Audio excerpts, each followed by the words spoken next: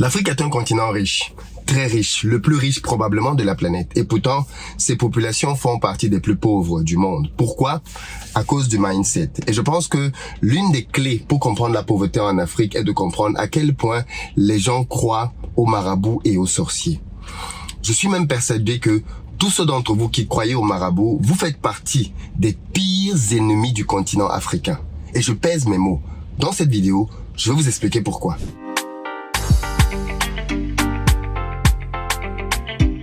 Salut à toi, bienvenue sur ma chaîne, moi c'est Philippe Simo et ici je te parle de business, d'entrepreneuriat, d'argent parce que c'est grâce à tout ça qu'on va développer notre communauté.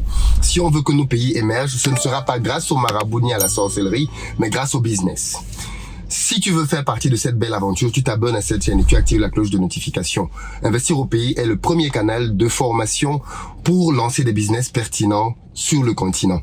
Pour ceux d'entre vous qui veulent passer à l'action, j'organise le 8 octobre prochain à Paris une grosse journée dédiée au business en Afrique.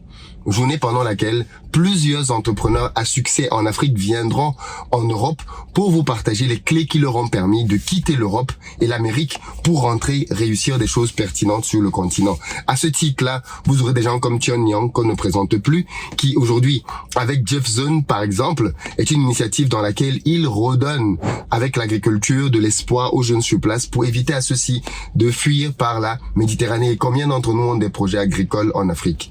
Tion Yang saura vous dire par quelles étapes procéder. Mais il n'y aura pas que Tion Yang, j'invite aussi Aïté Maureen, qu'on ne présente plus, qui a énormément de succès avec sa marque Nanawax, qui s'est clairement imposée en Afrique comme étant une des pionnières dans ce domaine-là et qui viendra nous expliquer bien évidemment comment faire quand on est en Europe et qu'on veut aller en Afrique pour lancer un business pertinent. Comment faire pour générer de l'argent? Parce qu'en fait, il y a beaucoup de gens qui lancent des business, mais combien parviennent à générer beaucoup d'argent avec leur business? Et Aïté Maureen a beaucoup de succès avec ses entreprises et elle vous en parlera chiffre à l'appui. C'est une dame qui est très cash, on la connaît pour ça et elle dira très clairement comment faire pour réussir. Ensuite, pour les férus de technologie, on aura Moulay Tabouré qui viendra nous expliquer comment avec Africrea, il est parvenu à créer une plateforme aujourd'hui qui s'apparente à être le Amazon africain. Mais il nous expliquera aussi comment faire pour lever beaucoup d'argent parce qu'il a levé plus de 5 millions d'euros avec son entreprise. Parce que pour certains, c'est peut-être de l'argent qu'il vous faut pour lancer votre business en Afrique. Mais c'est pas tout. J'invite aussi Duplex Cambrin qui viendra vous expliquer comment travailler avec la technologie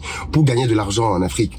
Et pour parrainer tout ça, on aura bien évidemment Bertin Thiofo, industriel. Là, on parle de gros business et de gros argent qui vous expliquera comment vous pouvez lancer votre industrie en Afrique sans avoir besoin d'avoir une fortune. Bref, c'est une journée inédite au cours de laquelle vous aurez des acteurs que vous n'avez pas souvent l'habitude d'écouter vous parler de leurs pépites, de leurs secrets pour vous permettre à vous aussi de réussir. Donc prenez vos places en haut ou en bas de cette vidéo, vous avez des liens. On a des options avantageuses pour des étudiants parce que bien évidemment en tant qu'étudiant on a beaucoup moins d'argent et pour les personnes en recherche de travail aussi. Dans tous les cas, prenez rapidement vos places. Je vais aujourd'hui pour vous parler de cette thématique, vous raconter un peu mon histoire, vous raconter une part de mon histoire que vous avez pu entrevoir sur les réseaux, mais vous donner la version un peu plus complète. Il y a de cela quelques années, j'ai acquis un terrain agricole, grâce à ma mère, notamment. J'ai acquis un terrain agricole pour 3 hectares. J'ai commencé par acheter 3 hectares. C'était une famille qui me vendait ce terrain-là. Une famille dans laquelle le père était décédé, la mère et les enfants voulaient se séparer d'une partie de leur terrain parce qu'ils avaient des besoins financiers. Donc j'ai commencé par acheter 3 hectares de terrain à cette famille-là. Par la suite, j'en ai acquis 3 autres, on est passé à 6 et là j'ai lancé mon projet agricole. Il se trouve que la famille possédait à peu près 17 hectares sur les terrains de manière complète. Donc j'ai commencé à prendre petit à petit en me disant que j'allais continuer à prendre le terrain en m'installant. C'est d'ailleurs sur cet endroit que vous allez retrouver aujourd'hui mon site agricole au Cameroun.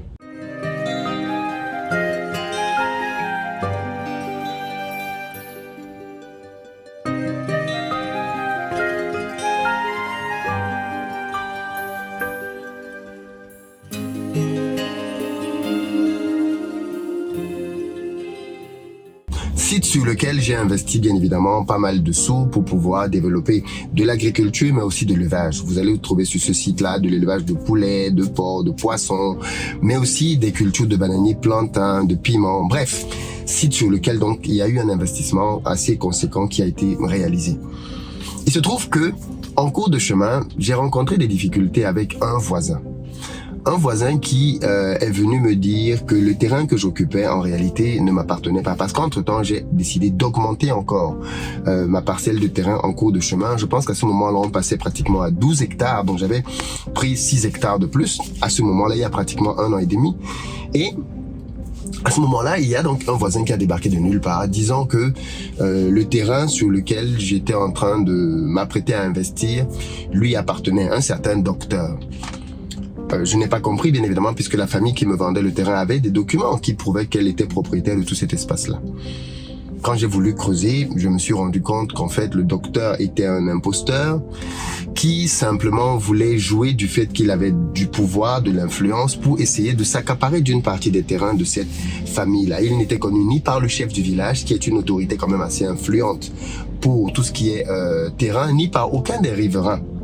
C'est quelqu'un qui était arrivé là comme de manière un peu hasardeuse. Et donc, j'ai voulu creuser pour comprendre, mais d'où vient ce problème? Parce que la pire chose que tu veux avoir en Afrique, c'est un problème de terrain. Les terrains, il faut éviter d'avoir des problèmes avec ça. On sait que les terrains, c'est le truc pour lequel on peut te tuer sans aucun scrupule. Donc, tu évites d'avoir des problèmes dans les terrains. Écoutez bien ce qui va se passer. Et puis un jour, alors que cette situation de problème commence à naître, j'apprends qu'il y a un féticheur qui est venu pour féticher le champ.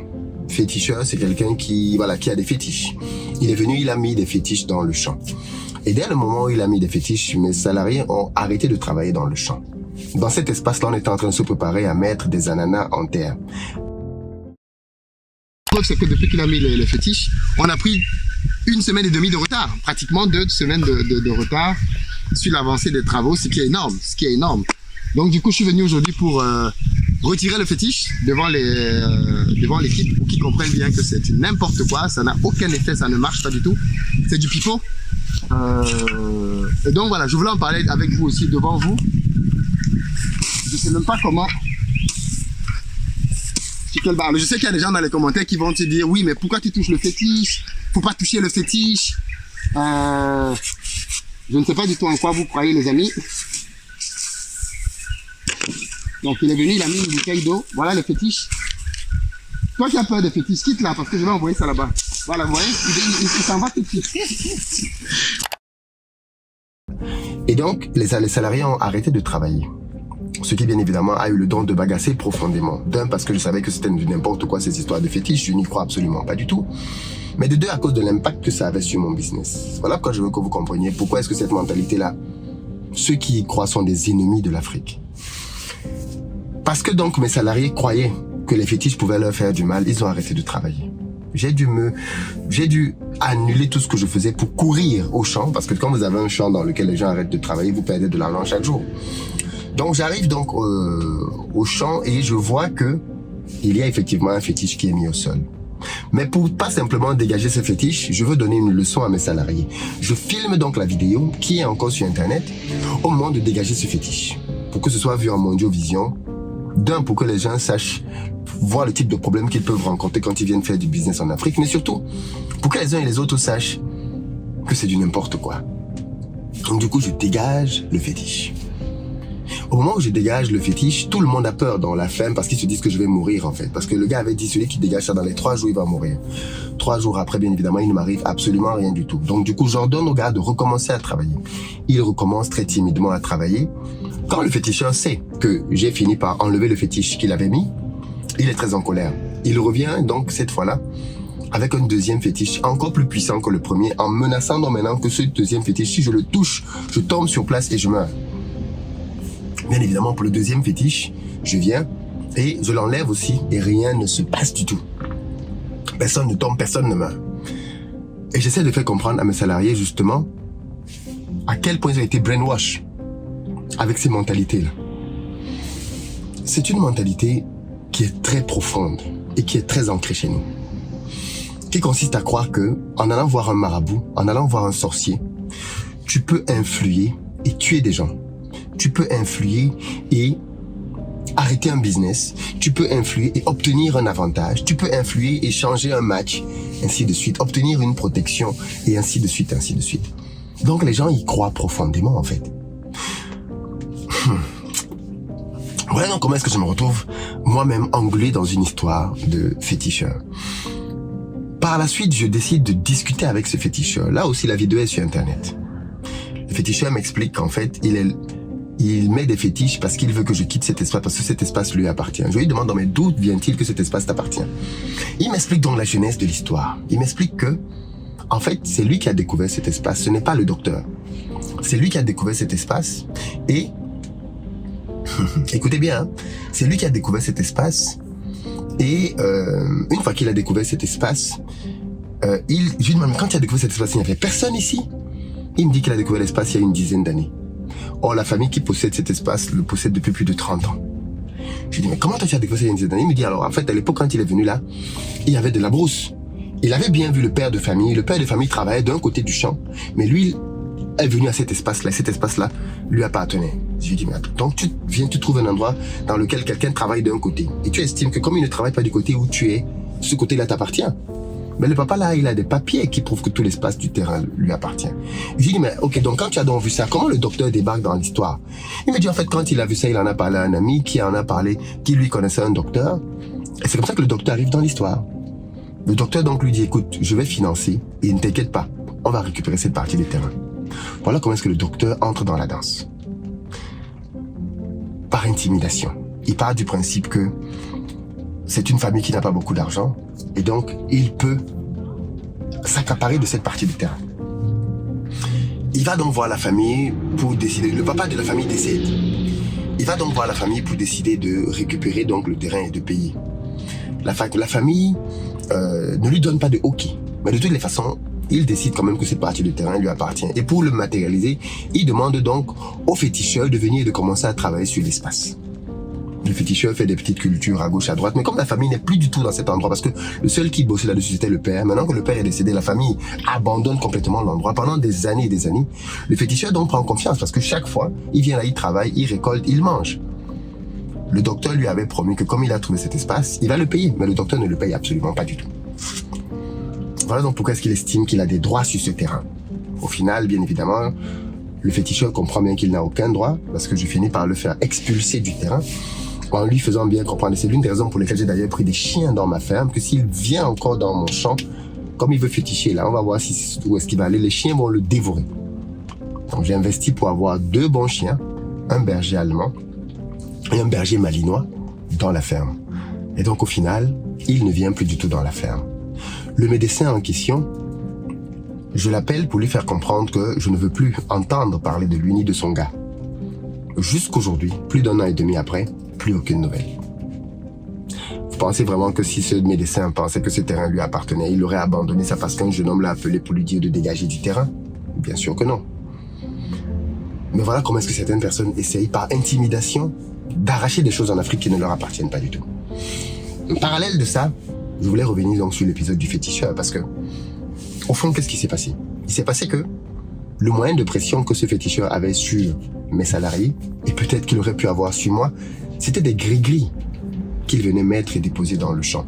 À la vue de ces gris-gris, tout le monde fuyait.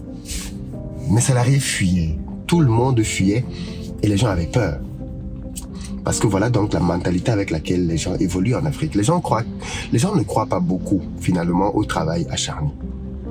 Je connais des gens dont je tairai les noms parce qu'ils vont regarder ces vidéos, qui quand ils ont un problème, vont voir des marabouts. Vous savez, dans les familles africaines, c'est quand la situation est vraiment difficile que l'on voit réellement la pertinence des croyances. Il y a beaucoup de prosélytisme. Les gens qui vont à l'église ou à la mosquée le vendredi ou le dimanche et qui le mardi ou le mercredi vont voir le marabout, alors que les deux sont clairement incompatibles. Et donc, du coup, qu'est-ce qui se passe? Il se passe donc que, voilà dans quoi sont englués nos pays. Cette mentalité de fétiche est très profonde et elle franchit les cadres simplement de techniciens. Des ingénieurs croient aux fétiches, des docteurs croient aux fétiches. Moi, je connais des gens qui travaillent dans des entreprises qui, quand on a commencé à licencier, ont pensé qu'ils devaient aller voir des fétiches pour qu'on ne les licencie pas eux. On les a licenciés. D'autres qui sont allés voir des marabouts pour espérer que le marabout allait leur permettre de rester avec un homme. L'homme les a quittés. Il y a tellement de preuves qui prouvent que ces trucs-là n'ont pas d'efficacité. Mais en fait, pourquoi est-ce que c'est dangereux? C'est dangereux parce que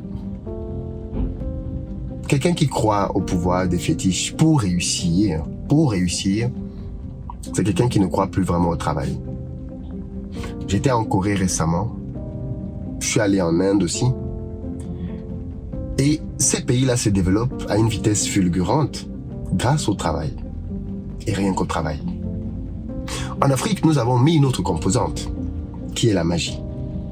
Voilà pourquoi les gens, contrairement à ce que l'on peut dire ou penser, ne croient pas au travail pour développer nos pays. Ils croient à autre chose. Or, des exemples comme tous ceux qui viendront à la formation de Paris démontrent pourtant clairement qu'en Afrique, il y a beaucoup d'argent à faire sans avoir besoin de recourir ni au sexe, ni à la corruption, ni à la magie. C'est possible, les amis. L'Afrique est un endroit où il y a énormément de richesses, mais notre population est pauvre, d'abord à cause de son mindset, parce qu'elle ne croit pas suffisamment au pouvoir du travail. Elle croit à d'autres choses détournées. Et donc, tant qu'elle croira à ces choses détournées, moi, je pense que elle récoltera ce qu'elle aura sémé. Elle ne verra pas de réussite, elle ne verra pas de succès, parce qu'elle ne croit pas au travail. Et ça m'énerve profondément, parce que justement ici, je promeux le travail comme solution pour réussir. Dites-moi ce que vous en pensez, vous, mais moi, en tout cas, c'est une situation qui m'interpelle. Le cas Pogba permet juste de parler de cette problématique en réalité. Le cas de Pogba permet d'en parler parce que ça permet de mettre à nu une des grosses stars dans notre milieu. Alors attention, bien évidemment, il y a des footballeurs qui croient à ça, il y a des footballeurs qui croient à plein de choses. Mais de vous à moi, vous pensez vraiment que quelqu'un... Alors, le footballeur touche des dizaines de millions par an. Vous pensez vraiment qu'il y a un marabout là qui sait comment faire pour que vous réussissiez dans le foot? Et lui-même, il ne va pas jouer au foot. Lui-même, ses enfants ne vont pas faire le foot. Son frère, ses sœurs, ses cousins ne vont pas faire le foot. Un peu de pragmatisme, les amis. En tout cas, je sais que beaucoup ne vont pas être d'accord parce que vous êtes vraiment englués dans ça. Mais je tenais à vous dire que chez Investir au pays, nous croyons au travail. Ok? Nous croyons au travail. Alors nous croyons que Dieu existe et que Dieu bénit le travail. Mais ce n'est pas de manière mystique. Ce n'est pas avec des gris-gris. Ce n'est pas parfois au détriment d'autres personnes, comme ça peut être le cas dans ces milieux-là. Si je commence à vous raconter des anecdotes de sorcellerie, on n'aura pas terminé parce qu'il y en a tellement. Il y en a beaucoup trop. Est-ce que vous y croyez? Je veux qu'on fasse un live là-dessus. Est-ce que vous y croyez? Pourquoi vous y croyez? Parlons-en en toute transparence. À très bientôt.